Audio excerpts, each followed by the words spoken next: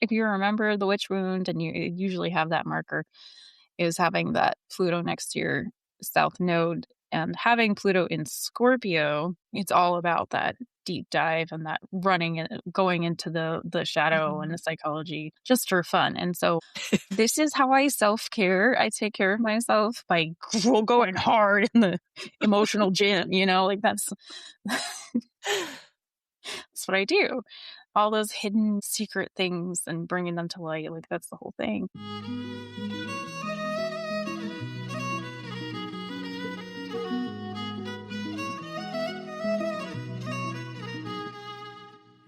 Welcome to the Feminine Alchemy Podcast, where we explore the truth about the feminine, the peaceful, the wild, and the visceral. I'm your host, Jaye Anne Beringer, joined by my co-hosts, Julie Dean Richards and Kayelee Rose. Each week, we explore the deep mysteries of the feminine and help listeners apply them to their daily lives in a practical way. Join us to unlock the hidden wisdoms your soul has been waiting for.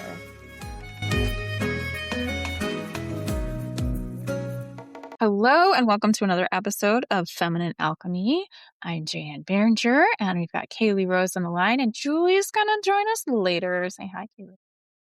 Hello, everyone. Well, today's a very special day for me. It's all about me because it's my birthday. It's Jaye Anne's party. Surprise. What a surprise. I didn't know we were doing this. So since it's your party, it means you can cry if you want to.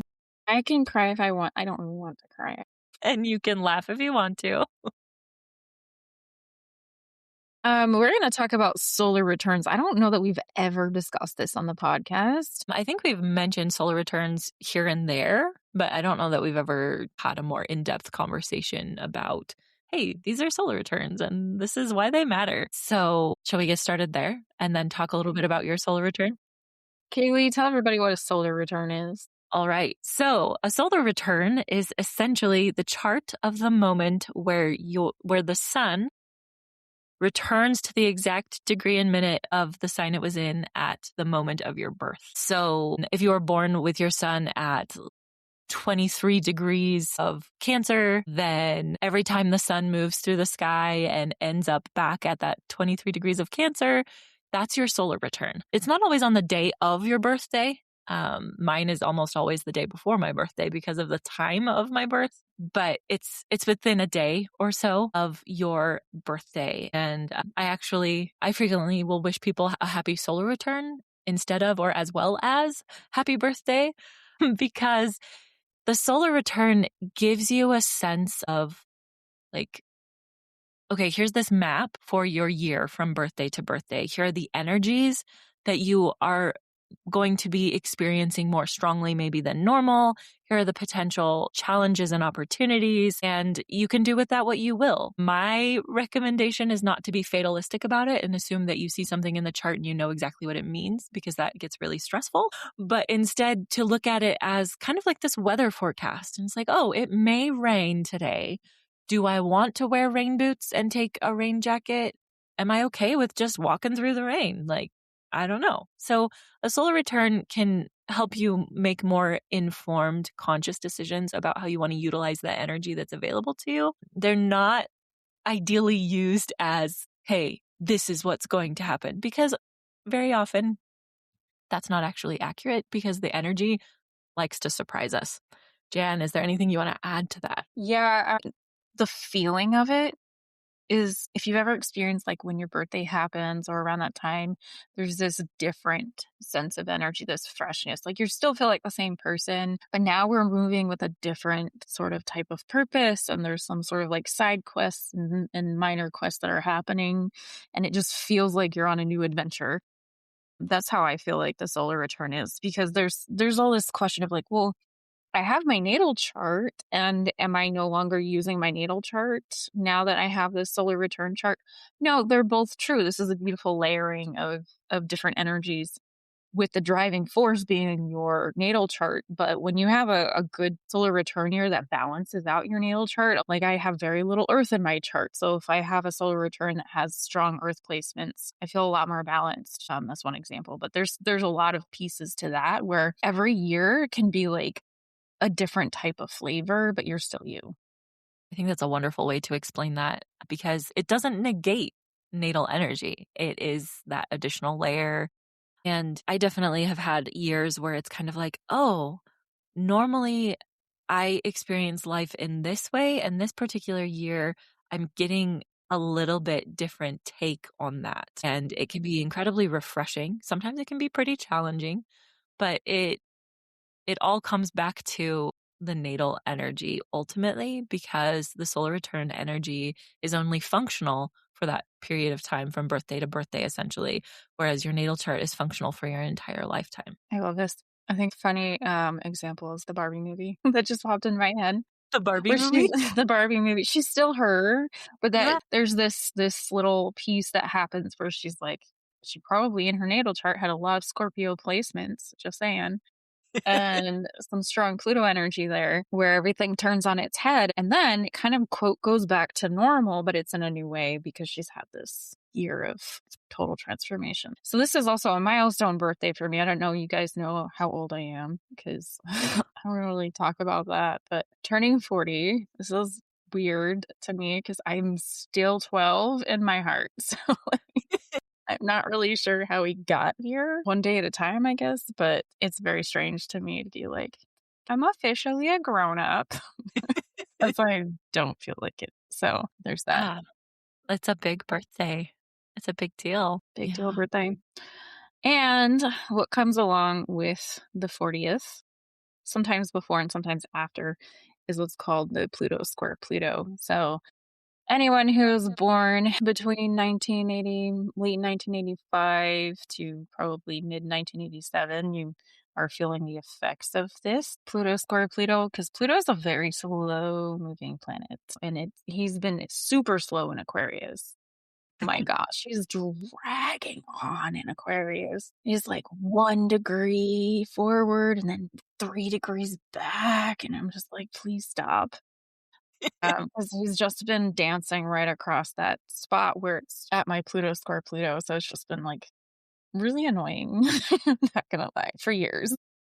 Yeah. I am definitely beginning to ponder like, oh, what might Pluto square Pluto look like for me? And how can I prepare myself in a way that feels empowering and not like anxiety ridden?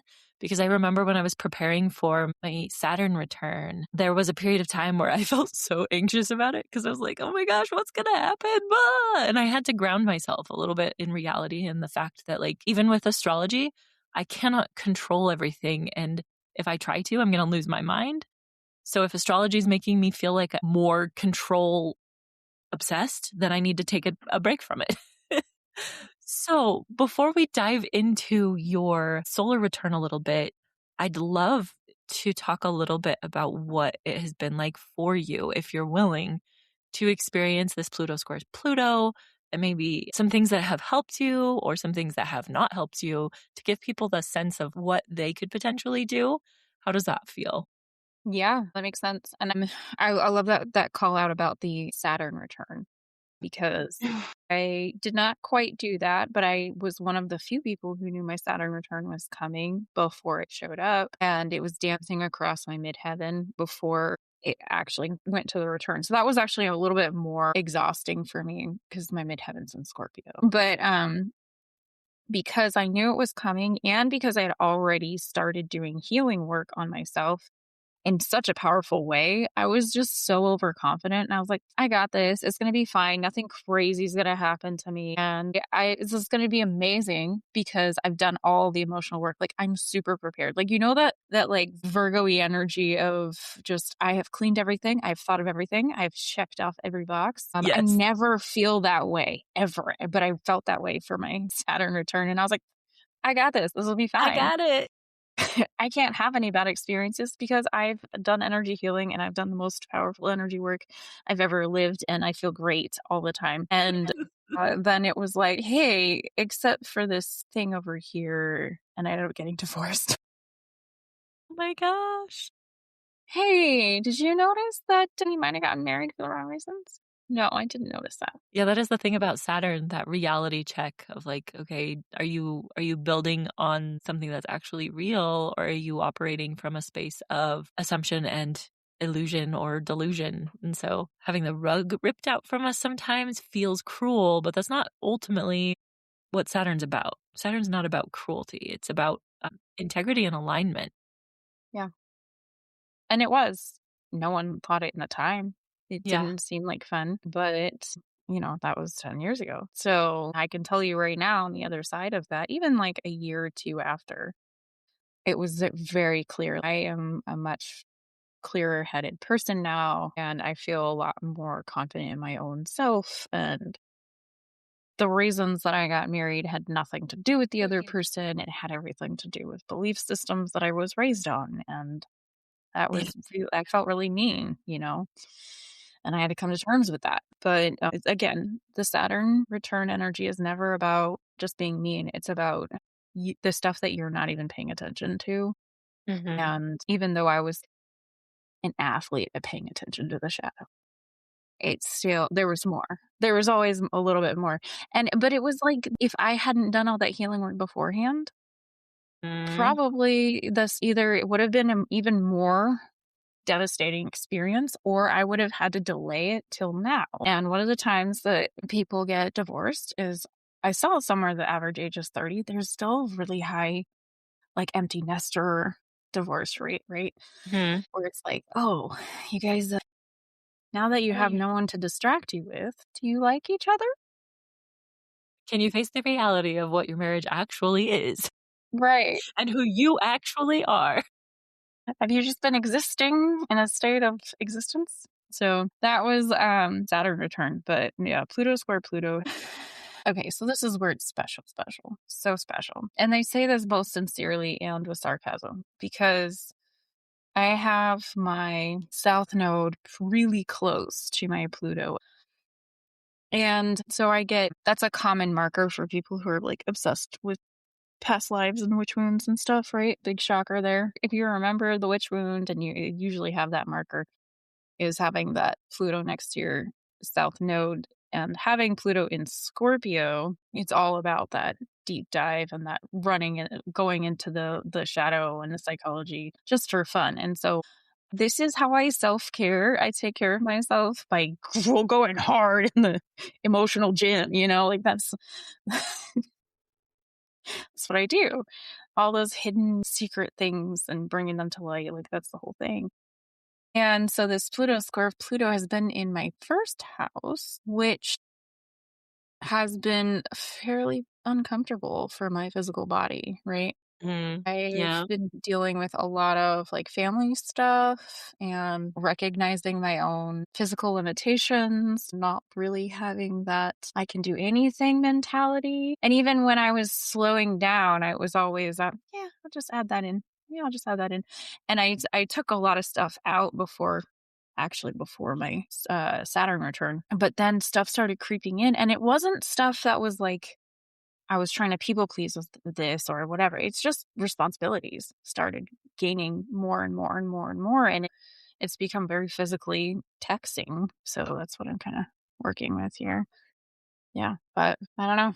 What's been that experience so far? Just a lot of like walking around in the dark, thinking that I'm doing the right thing and hoping for the best, and then going, well, I don't know if this is the right decision anymore, but I'm gonna stop doing that, and I'm gonna start doing this other thing. Like those kinds of things for the past 3 years have been going on.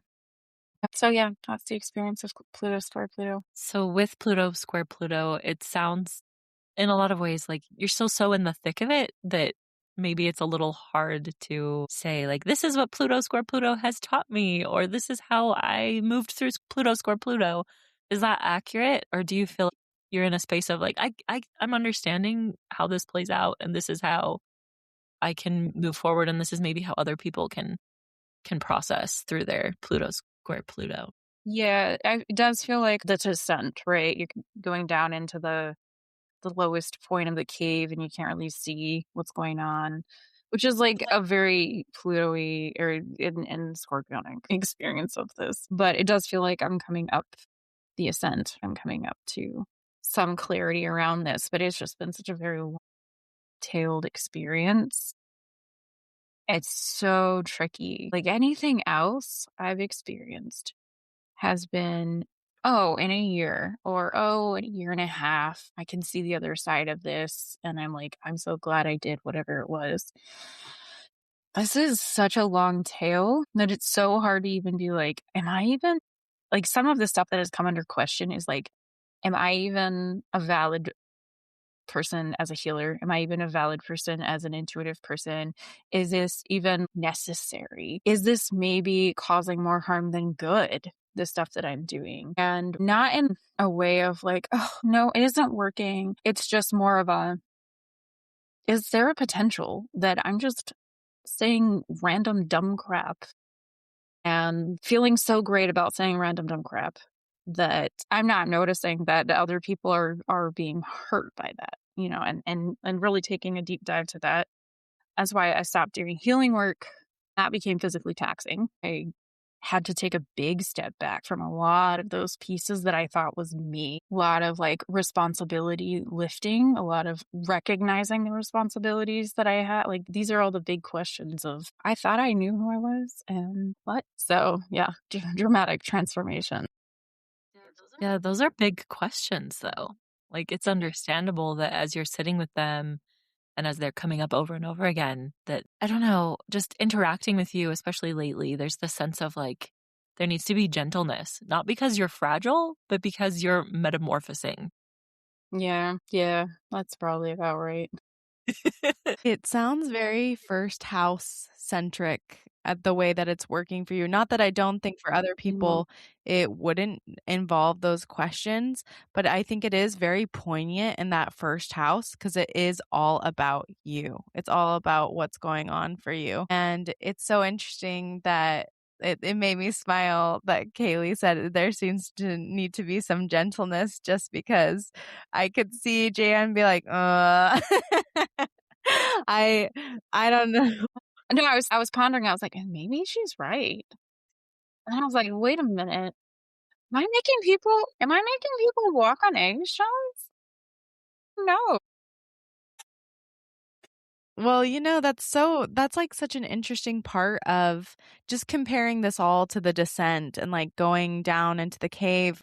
Such an interesting part of that is it's so tender and you do need tenderness. And it's really hard to find tenderness on the way down. I think it's very difficult to find those who are willing to work with you in that way.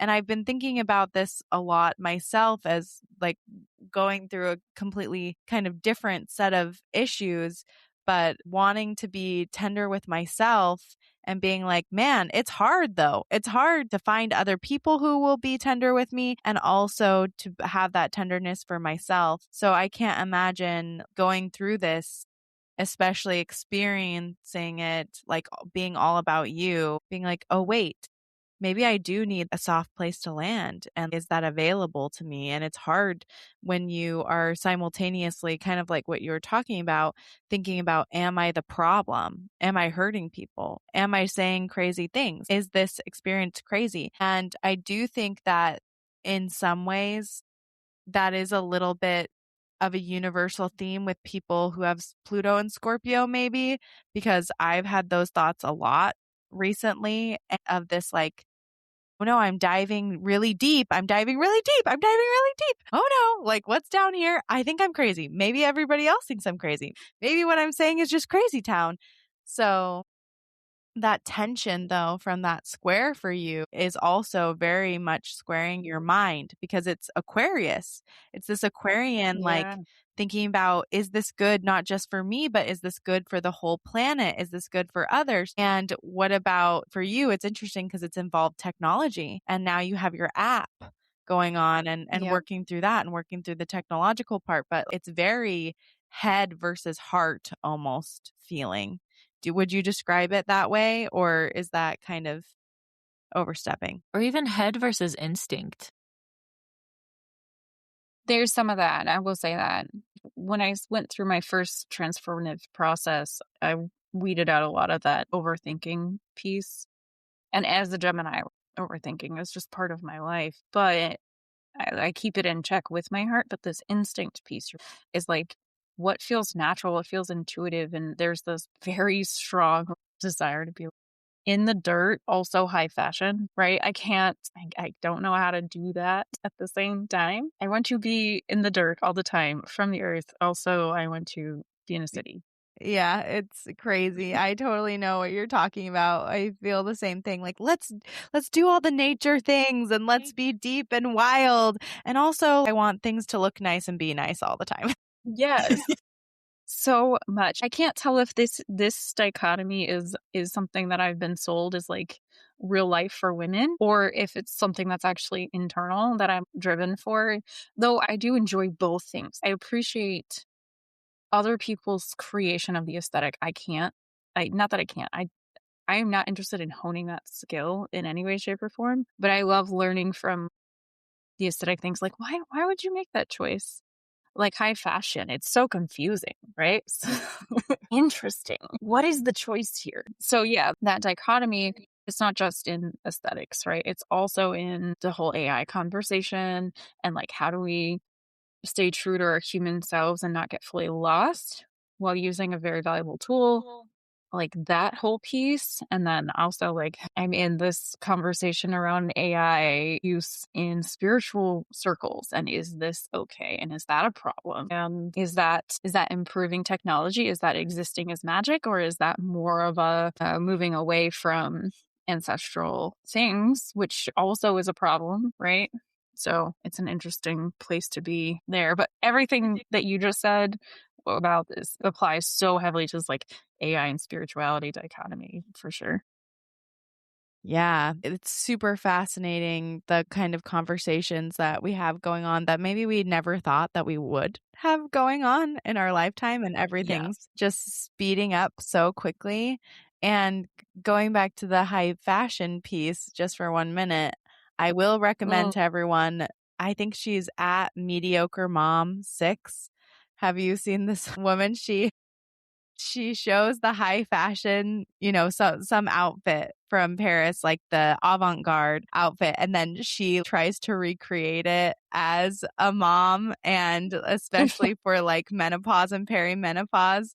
And so one of them, her fans chose, it was an outfit, and the top was just 2 teacups over the woman's nipples, and the bottom was like a skirt. And she's like, this is great for menopause and hot flashes. And she tries to recreate it herself. She tries to wear the teacups on her boobs. And I just died. But it just brought me back to this idea that you're talking about, how we're all living in this odd in between place. There's this in between, this like, I want all the nature and I want the technology. And we're all kind of trying to, in our own ways, recreate some kind of avant-garde thing that we've seen that may not make sense. And it's interesting because it seems like what you're trying to do in a lot of your conversations is find out, how do I not just recreate these things that I've seen, but how do I find what's true for me, what's authentic for me?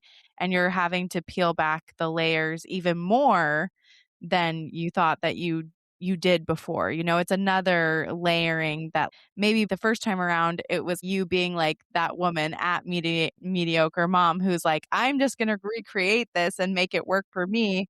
Now I got to put these bowls on my boobs because the teacups don't fit over my Uh-huh. areolas, right? Because she's like, the teacups are the size of my areola, and after like 4 kids or whatever. But and that's the first one. You're like, oh, I made it work for me in my way. And this time it's like, I actually don't even want to copy somebody else. I'm here to do my own thing. And so you have to deep dive into some of these deeper conversations. And I do think right now, the AI spirituality conversation is very important. It's very interesting. And I was going to ask you, do you have any thoughts from your conversating? I mean, obviously you work with Matt a lot, and I'm sure they are in this space big time thinking about a lot of these things, but any words of wisdom for us from that front? Oh my gosh. I've learned so much. So I have a whole podcast partially devoted to this that's coming out. It's called Rewired, and it'll be out on the solstice at 9 a.m. because that was the like most advantageous time. Also, it's the solstice. So anyways, that's exciting. Thanks for thanks for segueing me into that. But there's a couple of episodes on AI and spirituality conversation, and this is the piece, and I think I've said this somewhere else before, but this is the piece that just makes me feel so at ease. Have you ever played Zelda? I learned like everything I need to know I learned from Zelda, especially about spirituality. That's why I have a Zelda tattoo. But that's one I thing. didn't know you had a Zelda tattoo. Yeah. Yeah, me and my sister got Zelda tattoo. Yeah, I've not played Zelda, but my husband loves Zelda. So maybe I need to play Zelda now. What is interesting is the Triforce, which is the Zelda symbol, is also, so Hawaiian language has a lot of triangles in their writing. And so this is also the word for Lokahi, which happened to be my daughter's middle name. Wow. I didn't know that until like a week ago. Wow. Wow, that's incredible. Isn't that crazy? That just blew my mind. But anyway, so the Triforce has 3 parts: wisdom, power, and courage. And I was like, I'm the wisdom one, 100%. I'm like seeking wisdom. Like that's my life goal. Seek wisdom always. And so my sister got a tattoo too, and hers is the power one. So she's seeking power, and it's just really cool. And we still don't have a third. We're taking applications for courage. No one's got the bravery to be courage at this point, but that's okay. But in one of them, we always have like a guide, right? And everybody knows the classic Navi. Hey, listen, right? The little fuzzball that bounces around. And when you have questions about how do I do this part of the game, it's like, these are some answers. Or here's an idea of what you might want to think about doing next if you're lost. Well, in a different game, there's this being that lives in your sword, and she talks in this very computery way. And it's just like, la, la, la, la, la, but like computer singing. And I was like, this is weird. And I turned to my sister. She's better at Zelda than I am. She's like, there's a lore about this where the concept is this is not actually in the past. This is all taking part so far in the future that the technology and nature are integrated so much that it doesn't look like anything, and that technology and magic are one and the same. What I loved about that is it still looked so natural. It didn't look like the Jetsons, like we're all living in the sky with these like weird circular things. It just made sense in the rocks. It made sense in everything. So then, of course, that opens me up to like what natural intelligence is already there in the rocks that we can learn from, right? Yeah. So this AI conversation and spirituality conversation is like, at what point does technology and magic have to be separated? And at what point are those two things completely different things? And if everything is at our disposal and everything is in our power and we are the purveyors of our life and we use tools to our power, why not use magic, and why not use AI? And why not use AI to make our magic better, like more better? Who says that? Me. I say More that. better. More better. Right? Like, why not use data-driven spiritual decisions? I mean, we're already drawing ephemeris for astrology using technology. No one wants to do that by hand. I've taken a class to do it by hand, and it is hard. It is not an easy thing. I'm like, wow, I'm glad that I have learned how to do it. Could I do it again right now? I would have to work really hard at it. But yes, your point. I mean, sometimes the effort put into something is the point. It's the refining. It's the thing. And sometimes the effort is the obstacle to the thing, if that makes any sense. And I find myself having that distinction come up for me as I'm contemplating AI and wondering like, okay, in using AI, where am I losing the benefit of the difficulty? And where am I gaining the benefit of circumnavigating the difficulty? Circumventing? Anyway, I kind of interrupted you. Go ahead. No, that was exactly true. Yeah. And sometimes the question is, when do I need to slow down?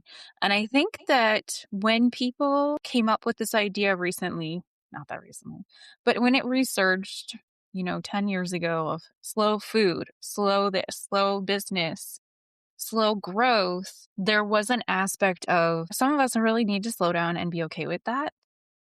And I think that some people were waiting for someone else to give them permission to slow down when they needed to.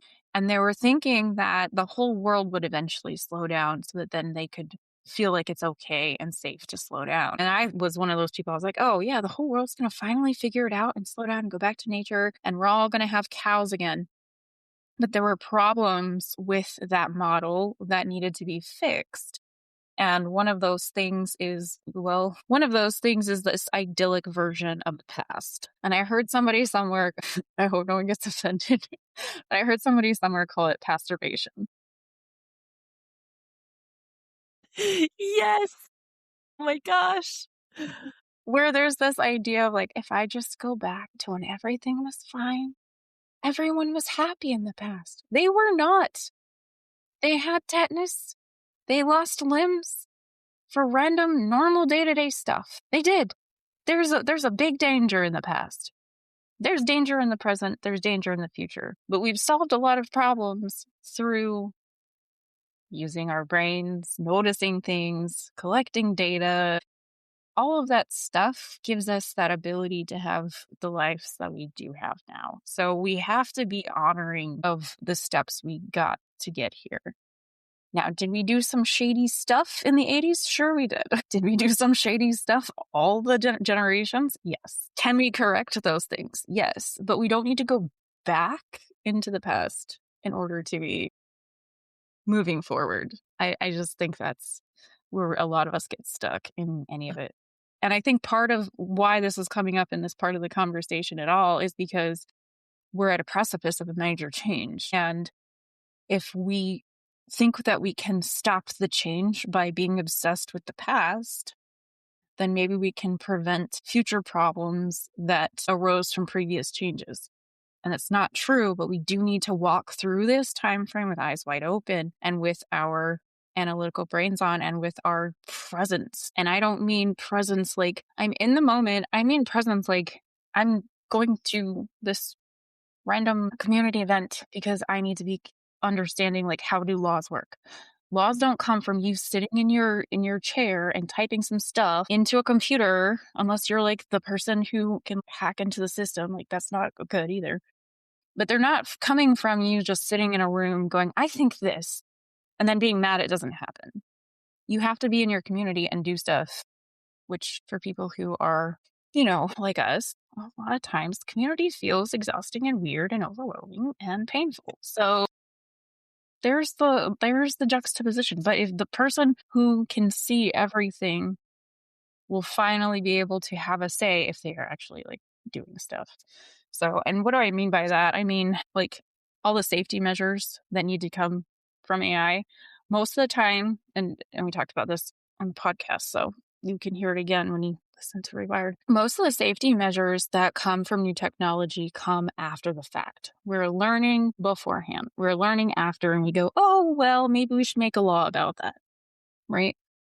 A lot of surveillance stuff. For example, there wasn't a lot of laws about videotaping people in bathrooms until somebody videotapes people in bathrooms, right? And then they go, we should make a law about that. But AI makes things move so fast that it's hard to do that on the back end without a lot of harm being done to like populations of people. So that's why community presence is important, because you can do stuff at the local level a lot faster than you can do on the larger scale, and you have a lot more say. Anyways, I don't know how I got here. I love that you got here. I like never talk about any of this stuff, but it's just really important to be involved in your life. Like that's really, the people nearby you are part of your life. And it's hard. I was thinking back to the beginning of this year, and when we did our kind of forecast and talking about community being more in person, trying to get more of an in-person community, and that being important. And I think that's still on people's hearts and minds as Jupiter is still in Cancer at the end of this, and we're going from trying to gather our tribe, which is very Cancerian, into Leo, which is going to be very expression. Now it's time to express what do we want from our tribe. How do we find that? What do we want to say? What do you have to say? How do you shine? So I think that's kind of part of this energy. And I think it's just an acknowledgement in many ways. I mean, this is your birthday episode. It's acknowledgement of who you are. You're willing to get involved. I mean, even though you don't feel willing, you've always been someone who does something about things. And I think that's like part of your Aquarius rising. And maybe you don't think that you do things about things, but I think you try. I do. always feel like I'm screaming in the wind, man. But you do, like, you do stuff. Yeah, like, you keep I doing do. I it. keep doing Yeah, it I think that's, like a like, crazy person. I think it's very part of you to say, like, "Hey, get involved," because we can complain all day and night, but until we actually do something about it, nothing will happen. And I have thought about bringing her on the podcast before, but I do have a friend in Congress, and she has talked about these safeguards with AI. This is her specific focus, is how do we keep people's privacy, have them actually have privacy, and be able to use AI for things that we want to, that are good for us, like you were saying, use it as a tool. And how do we really help people without sacrificing the things that people really care about, which is their privacy, making sure that we're not being discriminated against for factors we can't control, and for our search history, and for all those kinds of things. So maybe we'll have to have her come on and just chat about that, like what people are doing about trying to keep your privacy safe. Amazing. Yeah. Oh, I can't. Oh, that sounds awesome. Yeah. And I think that it's also interesting because we're talking about big changes and then also bringing in the focus of the local area. When we're talking about data centers, it's like, oh, AI is this, AI is that, it's fine. And then it's like, all of a sudden, when you're talking about putting a data center in your backyard, AI is bad and evil and wrong, and we don't need data centers, which I'm not an expert on that at all, but it's always not in my backyard, somewhere remote, somewhere no one will be bothered by it. But everyone has a remote place. Like, no remote place is also not someone's backyard right now. So it becomes a local issue. And so it brings people out to talk about these things directly, which is really interesting. So there's this like global thing that's creating a local interest. And I just find that to be so Aquarian now. And so Pluto and Aquarius, like, this is just par for the course. I'm loving it. Not the actual problem, but the meaning The is themes meaning coming the up. themes, Yes. Yeah. It's very, very the real. meanings here. And I love this connection between, like, we're talking about a lot of Aquarian themes, but we're also talking about a lot of things related to Gemini and even the third house, in that sense of, like, I mean, when technology first emerges, it's very Aquarian. And then as it becomes more just a normal part of life, in some ways it becomes more Geminian. I always forget how to say that. Gemini-y. and it's just interesting how there's this connection between, like, there's the collective of humanity, and we're coming home to our neighborhoods as part of that collective of humanity. And our neighborhoods are becoming the entire world, but they're also becoming actually our neighborhoods nearby. And it just brings me back to this idea that keeps playing in my mind over and over again when it comes to AI and how do we use AI, and this question of, like, what makes us human, and realizing, like, okay, what makes us human is our connection to the earth, but also our connection to technology and things that we make. And, like, writing used to be considered, like, writing is a technology, like handwriting is a technology that used to be a big deal, like it never happened before, and then now it's just ubiquitous. It's just there, and it's actually in some ways disappearing because there's a new form that's digital. And so this whole conversation feels like this touching on that balance of, like, what makes us human is both our connection to the natural world and the past and where we've come from, as well as technology and what we've created with our minds and with our bodies and the future moving forward. Yeah. Yeah. And the question is, like, how do we have those work together, right? How do we make those work Yes. together in a way that robots are not going to take over the world and we don't live in iRobot, even though we kind of live in iRobot, and, making it possible. So I'm glad that you in your new podcast, for people who didn't hear, Jaye Anne's got a new podcast coming out on the solstice. Just reminding, I do. Rewired, listen to it. But I'm glad that you're taking on a lot of those conversations. And I think Matt, who's been on the podcast before, is the perfect person to have those conversations with, because they do literally work in the AI realm. So I think that's really cool. Yeah. Yeah. Kayelee, what you just said, it just made me have another aha moment here, because what everyone else is complaining about is a macrocosm of what I grew up in. So if any IT person on the planet, if I said the name of the place where I grew up, they would have heard of that place, because 75% of the internet runs through the county where I grew up. So in my world, data centers and massive growth, that was part of like, okay, there was a field there and now there's buildings. There was a forest there and now there's a mall. There, like, the trees are gone overnight. Like, those kinds of things were just part of growing up for me, and they cleared the way for all these data centers to come in. People are complaining about it. I'm like, I never thought about that being potentially harmful to the environment and to myself. So in this conversation, I just find it very interesting. We're talking about my natal chart, talking about the place where I grew up, we're talking about my birthplace, and that is part and parcel with this bigger AI conversation. That who would have known 20 years ago that would be part of the rhetoric. It's just wild. That is so wild how there's a microcosm and a macrocosm going on here that you have Yeah. lived. You've lived it. I have lived it. Not with any like true experience, but I just watched it happen, you know? Yeah. So it's a wild ride, man. All of life. I think it's also very interesting when people are talking to somebody. Maybe it was like 20 years ago, right? They'd be, oh, this person was born in 1901, right? Because no one today was born in 1901. But maybe 20 years ago, there would have been. And they would say, think of all the change this person has seen. Mm. Everything And they've lived through. everything they've lived through. This and that and this and that, all the things. And I'm like, I'm about halfway there. Yeah, I've seen a lot of change. And guess what? I'm really tired.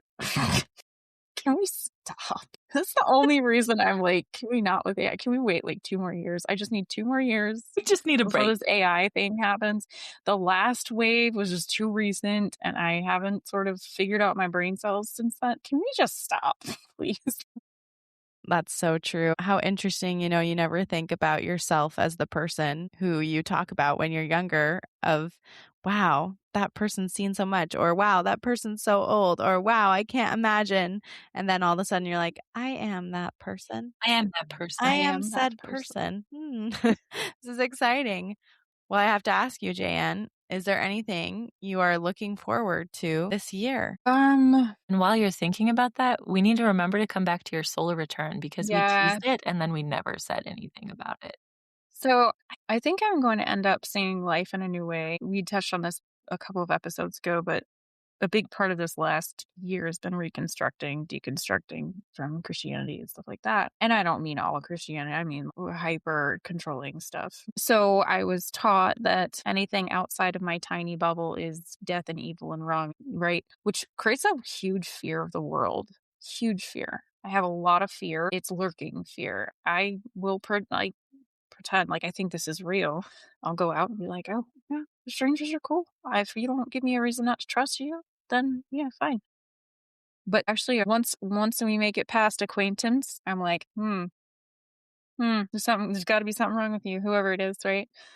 Unless they prove themselves in every single way possible. Like, it's just this very strange series of hoops for someone to jump through to get close. And I don't even know they're there.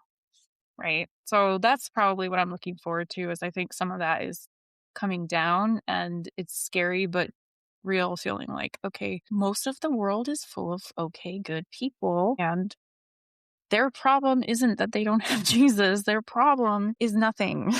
They're just people, and they're okay, and they are well-meaning, and yeah, all of that. And I think the internet doesn't help that, right? Because people just show their worst selves, or you hear some terrible stories that are amplified. So it's always like, what shoe's gonna drop, But yeah, that's what I'm looking forward to, is being able to feel like I can trust that there's always good in the world. Yeah. That's so beautiful. What a beautiful thing to be looking forward to and looking at. And I think we need more of that because everything is so negative right now, or at least it feels with social media. Yeah. Everything is so focused on it being negative. And, we feel kind of Pollyanna ish to be saying like things are probably going to be okay and people are probably okay. But I think we need more of that. I've been thinking similar things like, I need to stop thinking that everyone has ill intent, like that everything is going to be ill intent and really put into the world that maybe people, like you said, are mostly good and maybe things can be mostly good. And if we believe that, then more of that will be true. So, and of course, that's not like turning a blind eye for those out there who are like, Right. Or spiritual yes, bypass, but yes. recognizing that life is complex and sometimes people do really weird things that we don't understand and also can be good, Yeah, you know? yeah, really. I think that's great. And I think that's a great segue into your solar return. I don't know if Kayelee can throw it up. I haven't even looked at it. Sorry, I'm looking at it now and it looks like Jupiter and Venus are conjunct. Yes, that's what I was going to tell you. Yes, That's what I wanted to they are talk to you conjunct. about is how fortunate are you that you have Jupiter and Venus conjunct this year? Your birthday is literally the second most favorable day of the year, according to some astrologers, because it is the benefic conjunction. So you have that going for you. And they happen to be in the 10th house, which is also lovely. We love expanding abundance and money in the field of your career. So I love that for you. Also, in traditional astrology, or at least in Hellenistic astrology, all those squares are positive, not negative, because anytime a benefic squares something, it is viewed as a positive interaction because a benefic cannot be negative, basically. I mean, it can have negative effects, but it's not exactly the same way we would look at a square, if that makes sense. So, Yeah. Yeah.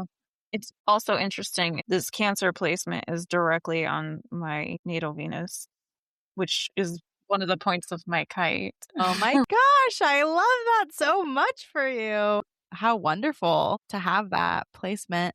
And I love that these squares from Venus and Jupiter are squaring your ascendant. That always is helpful for the body. We were talking about body stuff and body issues. So that can be a blessing there. Although Jupiter sometimes can expand our bodies. But in this squaring point, it may be a helpful thing. And then I was going to look at the other square. Yeah, to your Chiron. That's what I wanted to talk about. This beautiful Jupiter square, your Chiron this year, which is it barely in Taurus? No, it's in At Aries. 29 degrees of Aries, 2933 Aries. Yeah. Spiciest degrees of air. Yes, the spiciest degrees, the burning artist degrees of Aries, which is beautiful. So you have that uplift. Chiron is also square Pluto, it looks like. Okay, so maybe intense, but also helping you heal. It's been an intense couple of months, guys. Super intense. I believe that. Can't stop, won't stop. Go ahead, Kayelee. I'm sure So- you have a million things you see. Okay, so one thing that stood out to me immediately when I looked at this chart was that your Iris and your Selene or your Selena are really close to each other. I mean, they're roughly 3 degrees away from each other. And like most people are probably like, Iris, Selena, what are those? But those are very important to me and to my work. So you've got like Selena, which is your connection to the cosmic feminine principle, the concept of the goddess, of a heavenly mother, of just divine feminine energy. And then it's conjunct Iris, which it's a point that's very connected to intuition, but a specific kind of intuition that's kind of like the earth is speaking to you. The weather is speaking to you. You notice patterns in the natural world. And so those two being conjunct and then in Virgo, I'm just really fascinated to see if there are some really cool things that happen and that you experience in how you relate to like the goddess, but also in how you relate to your own body as almost like this goddess figure as well. Does that make sense? Yeah. Interesting. And I love that it's in that 11th house of your network, your hopes and dreams, social media expansion as you're starting your podcast. I think that's really lovely. I always see with Celine, when I do locational astrology, she's always tends to be helpful and soothing. She seems to have like soothing properties, which is helpful. But if you notice, they're also sextile to Mercury up there. And Iris, it does have a communication flair to her messaging. So there is a lot of help as far as communication, using that communication in a good way, your thoughts and materializing them, your network, understanding your thoughts or understanding you and helping you in those ways, I think is really beautiful in this chart. Yeah, that masculine messenger of Mercury and that feminine messenger of Iris are they're not always buddies in a chart, but they're definitely buddies in this chart. Also, they're not exactly conjunct, but there's a kind of a loose-ish conjunction between Mercury and Hygeia there. And so talking about health in those ways, but also talking about the health of religion, spirituality, higher learning, doing a lot of that seeking because all of that is happening in that ninth house. And it seems like Mercury is one of the 2 points, the big, to me, the big points driving, there's 3 big points driving your chart. One is that conjunction, that Venus Jupiter conjunction. The second is this Mercury piece in the ninth house, which is not surprising considering like your new podcast and all you're talking about and talking with us. Don't worry, you guys. Jaye Anne's not leaving us. We'd never let her leave us. Also, the hub down here with Saturn and Pallas Yeah, I happening. was just noticing Saturn and Pallas. I Yeah. was like, oh. And Vesta's hanging out there too, off by a couple of degrees. Go ahead. Keep going, Kayelee. Okay. Saturn and Pallas, both at 12 degrees in Aries. I just get this sense of like, okay, be in integrity to the things you notice that other people don't. Like, don't doubt what you're seeing that other people can't see. Don't doubt your own capacity to creatively problem solve based on the patterns that you see. Trust yourself in that. And he's like, you'll have a solid foundation. Do you want to add anything to that, Julie? It's really interesting because it's like one of those things I've been working on because I have like so much openness in my human design chart where I can't quite hold on to my own thoughts and feelings so succinctly or so committedly. And so I doubt a lot of my own thoughts and feelings, which is annoying. But what I do find interesting is I've been finding a lot of ability to share other people's work as a way of expression and as a way of re-solidifying everything that I do believe so or do see clearly. So it's been a lot of partnership with people who didn't know they were partnering with me. It's been a lot of aligning with other people as a way to expand, which is not my typical. I usually am a do it myself kind of kid.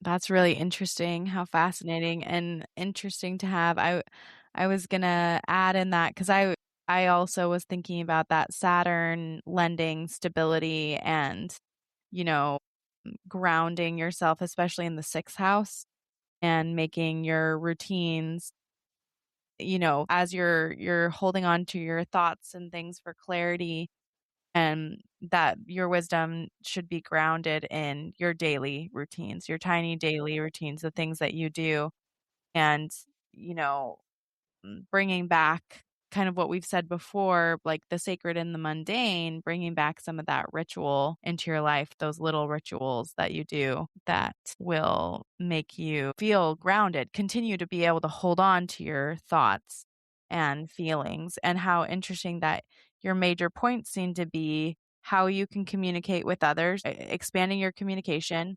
expanding your reputation, which is that 10th house, right? That Jupiter, and then expanding your personal grounding and coming back to yourself is kind of the big three that I was thinking about in that chart, looking at it. I love it. That sounds nice. Yeah. It should be interesting to watch it unfold. And I've loved having this conversation with you and hearing your, like, what's alive for you right now, as well as like what you just get really excited about. We got to talk about things that we don't always get to talk about, which was fun. As we wrap up, is there any final wisdom or a food for thought that you would like to leave everyone with? Yeah. Well, as I turn the corner, just kidding. I think Julie actually said it in one of the prediction years. Don't be so committed to what you think for the sake of being committed to what you think. Because once you start to open your mind, you start to see a whole new world of possibilities. And when you can question what was previously held as like unquestionable, you find new things and you find deeper truths. And it's a scary journey, but it's so important for the world and for yourself. And you become more you.